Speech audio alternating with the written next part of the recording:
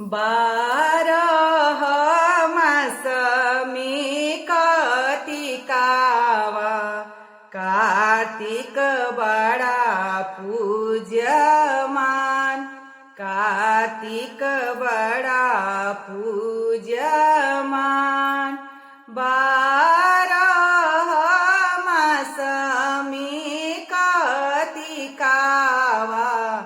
कार्तिक बड़ा पूज्यमान कार्तिक बड़ा पूज्यमान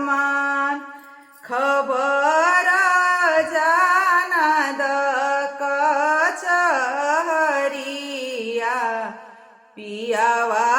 करी हैं जोगाड़ पियावा करी हैं जोगाड़ खबर जानद कचहरिया पियावा करी हैं जोगाड़ पियावा करी हैं जोगाड़ छोड़ धानी छठी के बरतिया दौरा महंगा बेचाय छोड़ धानी छठी के बरतिया कलशुप महंगा बेचाय नरियर महंगा बेचाय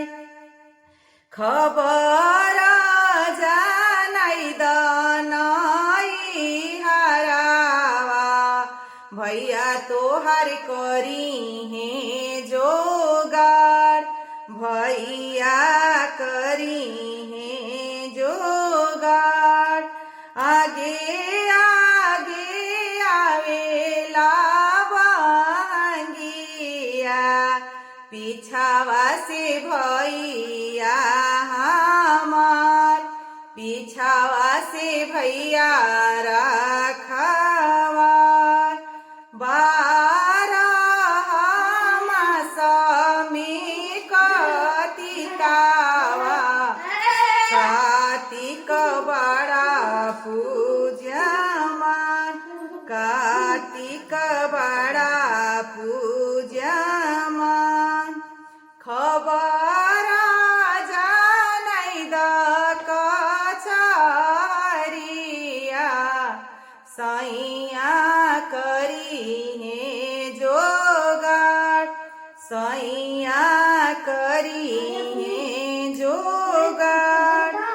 छोड़ धानी छठी के बरतिया सेउआ महंगा बेचाय केरावा महंगा बेचाय फलवा